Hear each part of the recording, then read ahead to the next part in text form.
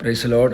ದೇವರ ಅತಿ ಪರಿಶುದ್ಧ ನಾಮಕ್ಕೆ ಸ್ತೋತ್ರವಾಗಲಿ. ಮತ್ತೊಂದು ದಿನವನ್ನು ಕಾಣುವಂತೆ ದೇವರು ನಮಗೆ ಸಹಾಯ ಮಾಡಿದ್ದಕ್ಕಾಗಿ ಸ್ತೋತ್ರ. ಆತನು ಮಾಡಿದೆಲ್ಲ ಉಪಕಾರಗಳಿಗಾಗಿ ದೇವರಿಗೆ ಸ್ತೋತ್ರವನ್ನು ಮಹಿಮೆಯನ್ನು ಸಲ್ಲಿಸ್ತೇನೆ. ಇಂದಿನ ವೇದ ಅಧ್ಯಯನಕ್ಕಾಗಿ ಒಂದು ವಾಕ್ಯವನ್ನು ಓದಿಕೊಳ್ಳೋಣ. ಫಿಲಿಪ್ಪಿಯ ಪತ್ರಿಕೆ 4ನೇ ಅಧ್ಯಾಯ 19ನೇ ವಾಕ್ಯ. ನನ್ನ ದೇವರು ಕ್ರಿಸ್ತ ಯೇಸುವಿನ ಮೂಲಕ ತನ್ನ ಪ್ರಭಾವದ ಐಶ್ವರ್ಯಕ್ಕೆ ತಕ್ಕ ಹಾಗೆ ನಿಮ್ಮ ಪ್ರತಿಯೊಂದು ಕೊರತೆಯನ್ನು ನೀಗಿಸುವನು. ಅಪೊಸ್ತಲನಾದ ಪೌಲನು ಸೆರೆಮನೆಯಲ್ಲಿದ್ದುಕೊಂಡು ಫಿಲಿಪ್ಪಿಯದವರಿಗೆ ಪತ್ರಿಕೆಯನ್ನು ಬರೀತಾನೆ. ಪ್ರತ್ಯೇಕವಾಗಿ ಫಿಲಿಪ್ಪಿಯ ಸಭೆಯ ಆರಂಭವನ್ನು ಅಪೊಸ್ತಲ ಕೃತ್ಯ 16ನೇ ಅಧ್ಯಾಯದಲ್ಲಿ ಓದ್ತೀವಿ. ಆರಂಭದ ನಂತರ ಅನೇಕ ವೇದನೆಗಳನ್ನು ಪೌಲನು ಅನುಭವಿಸಬೇಕಾಗಿ ಬಂತು. ಅಂದಿನಿಂದ ಫಿಲಿಪ್ಪಿಯ ಸಭೆಯವರು ಪೌಲನ ಮೇಲೆ ದೊಡ್ಡ ಅಭಿಮಾನ ಉಳ್ಳವರಾಗಿ ಅನೇಕ ಸ್ಥಳಗಳಲ್ಲಿ ಪೌಲ ಇರುವಾಗಲೂ ಅವರಿಗೆ ಸಹಾಯ ಮಾಡ್ತಾಯಿದ್ರು. 4:16 ಹೇಳುತ್ತೆ, ನಾನು ಥೆಸಲೋನಿಕದಲ್ಲಿದ್ದಾಗಲೂ ನೀವು 1-2 ಸಾರಿ ನನ್ನ ಕೊರತೆಯನ್ನು ನೀಗಿಸುವುದಕ್ಕೆ ಕೊಟ್ಟು ಕಳುಹಿಸಿದ್ರಲ್ಲ. ಹಣವನ್ನು ಕೊಟ್ಟು ಸಹಾಯ ಮಾಡುವ, ಆರ್ಥಿಕವಾಗಿ ಸಹಾಯ ಮಾಡುವ ಒಂದು ಸಭೆಯಾಗಿತ್ತು ಫಿಲಿಪ್ಪಿಯ ಸಭೆ. ಫಿಲಿಪ್ಪಿಯ ಸಭೆಗೆ ಹೋಗುವಾಗ ಸಹಾಯ ಮಾಡ್ತಾಯಿದ್ರು, ಥೆಸಲೋನಿಕದಲ್ಲಿದ್ದಾಗ ಸಹಾಯ ಮಾಡ್ತಾಯಿದ್ರು, ಸೆರೆಮನೆಯಲ್ಲಿರುವಾಗ ಸಹಾಯ ಮಾಡ್ತಾಯಿದ್ರು. ಒಂದು ರೀತಿಯಲ್ಲಿ ಪೌಲನಿಗೆ ಒಂದು ಆರ್ಥಿಕವಾಗಿ ಬೆನ್ನೆಲುಬಾಗಿ ನಿಂತಿದ್ದಂತಹ ಒಂದು ಸಭೆಯಾಗಿತ್ತು ಫಿಲಿಪ್ಪಿಯ ಸಭೆ. ಔದಾರ್ಯವುಳ್ಳವರಾಗಿ ಉದಾರ ಮನಸ್ಸಿನಿಂದ ಸಹಾಯ ಮಾಡುವಂತಹ ಒಂದು ಮನಸ್ಸು ಸಹ ಅವರಿಗಿತ್ತು ಎಂಬುದಾಗಿ ನಾವು ಕೊರಿಂಥ ಪತ್ರಿಕೆಯಲ್ಲಿ ಓದ್ತೇವೆ. ಮಕದೋನ್ಯದ ಸಭೆಗಳು ಉದಾರ ಮನಸ್ಸುಳ್ಳವರಾಗಿದ್ದರು, ಔದಾರ್ಯವುಳ್ಳವರಾಗಿದ್ದರು ಎಂಬುದಾಗಿ ವಾಕ್ಯ ಹೇಳ್ತದೆ. ಹಾಗೆ ಈ ಸಮಯದಲ್ಲಿ ಎಪಫ್ರೋದಿತನ ಕೈಯಲ್ಲಿ ಕೊಟ್ಟು ಕಳುಹಿಸಿದಂತಹ ಹಣ, ಅದರ 18ನೇ ವಾಕ್ಯದ ಓದ್ತೇವೆ.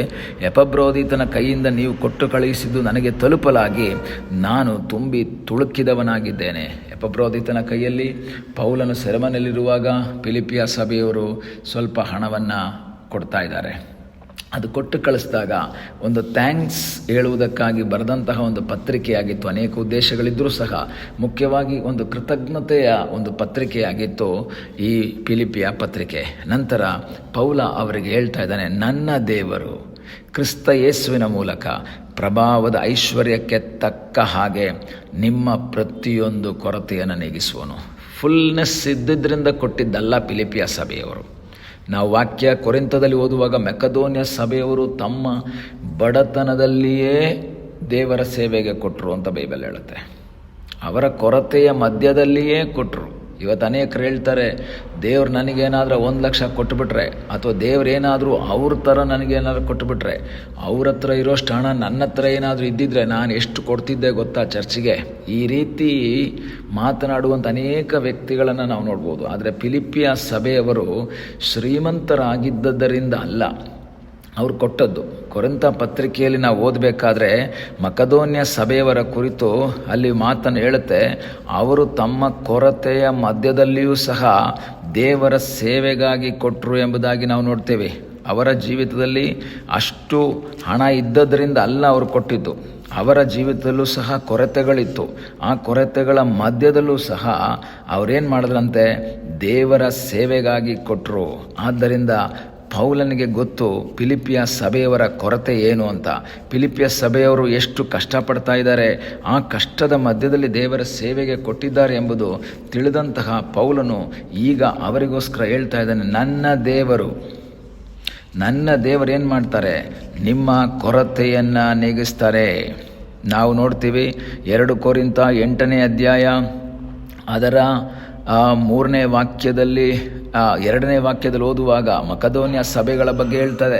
ಆ ಸಭೆಗಳವರು ಬಹಳ ಹಿಂಸೆ ತಾಳುವವರಾದರು ಮತ್ತು ವಿಪರೀತವಾದ ಬಡತನದಲ್ಲಿದ್ದರು.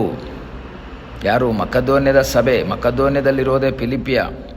ಅವರು ಅತ್ಯಂತವಾದ ವಿಪರೀತವಾದ ಬಡತನದಲ್ಲಿದ್ದರೂ ಸಹ ಬಹು ಆನಂದದಿಂದ ತುಂಬಿದವರಾಗಿ ಅತ್ಯಂತ ಔದಾರ್ಯವುಳ್ಳವರಾದರು. ಅವರು ಶಕ್ತಿ ಅನುಸಾರವಾಗಿ ಮಾತ್ರ ಕೊಡದೆ ಶಕ್ತಿಯನ್ನು ಮೀರಿ ತಮ್ಮಷ್ಟಕ್ಕೆ ತಾವೇ ಕೊಟ್ಟರು. ತಾವಾಗಿ ಕೊಡ್ತಾ ಇದ್ದಾರೆ. ಪೌಲ ಫೋರ್ಸ್ ಮಾಡ್ತಾ ಇಲ್ಲ, ಕೊಡ್ರಿ ಅಂತ ಪೌಲ ಕೇಳ್ತಾ ಇಲ್ಲ. ತಮ್ಮ ಮನಸ್ಸಿನಿಂದ ಕೊಡ್ತಾ ಇದ್ದಾರೆ, ಬಡತನದ ಮಧ್ಯದಲ್ಲಿ ಕೊಡ್ತಾ ಇದ್ದಾರೆ. ಈಗ ಪೌಲ ಅವರಿಗೆ ಹೇಳ್ತಾ ಇದ್ದಾನೆ, ನನ್ನ ದೇವರು ನಿಮ್ಮ ಕೊರತೆಯನ್ನು ನೀಗಿಸ್ತಾನೆ. ನಿಮ್ಮ ಕೊರತೆಯ ಮಧ್ಯದಲ್ಲಿ ಸೇವೆಗೆ ಕೊಟ್ಟಿದ್ದರಿಂದ ನಿಮ್ಮ ಕೊರತೆಯನ್ನು ನೀಗಿಸ್ತಾನೆ. ಅದು ಹೇಗೆ ನೀಗಿಸ್ತಾನಂತೆ? ತನ್ನ ಪ್ರಭಾವದ ಐಶ್ವರ್ಯಕ್ಕೆ ತಕ್ಕ ಹಾಗೆ. ಮನುಷ್ಯನ ಐಶ್ವರ್ಯಕ್ಕೆ ತಕ್ಕ ಹಾಗೆ ಅಲ್ಲ. ಮನುಷ್ಯ ಕೊಟ್ಟರೆ ಒಂದು ಲಿಮಿಟ್ ಇದೆ, ಮನುಷ್ಯ ನಮಗೆ ಕೊಟ್ಟರೆ ಒಂದು ಮಿತಿ ಇದೆ, ಅದರ ಆಚೆ ಅವನು ಕೊಡಲ್ಲ, ಎಷ್ಟಿದ್ರೂ ಕೊಡಲ್ಲ.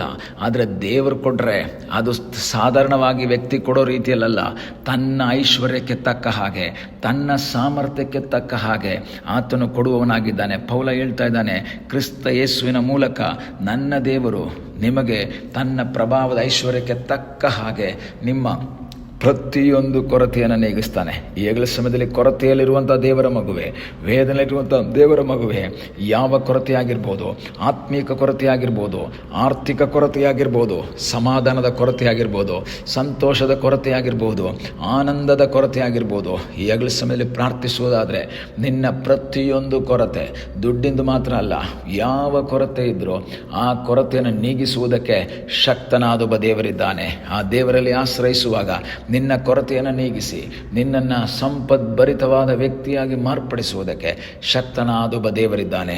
ಆ ದೇವರಲ್ಲಿ ಆಶ್ರಯಿಸಿ ಪ್ರಾರ್ಥಿಸೋಣ. ನಮ್ಮನ್ನು ಬಹಳವಾಗಿ ಪ್ರೀತಿ ಮಾಡುವ ಪರಲೋಕದ ತಂದೆಯಾದ ದೇವರೇ, ಈ ಹಗಲ ಸಮಯದಲ್ಲಿ ಮತ್ತೊಂದು ಆವರ್ತಿಸಿ ಬಂದಿದ್ದೇವೆ. ಈ ವಾಕ್ಯವನ್ನು ಕೇಳುವಂಥ ನಿನ್ನ ಮಕ್ಕಳಲ್ಲಿ ಯಾವ ಕೊರತೆಯನ್ನು ಅವರು ಅನುಭವಿಸ್ತಾ ಇದ್ರೂ ನಮಗೆ ಗೊತ್ತಿಲ್ಲ. ಯಾವ ಕೊರತೆಯಾದರೂ ಆ ಕೊರತೆಯ ಮಧ್ಯದಲ್ಲಿ ಸಹಾಯ ಮಾಡುವ ಸರ್ವಶಕ್ತನಾದ ದೇವರನ್ನಾಗಿರೋದಕ್ಕಾಗಿ ಸ್ತೋತ್ರ.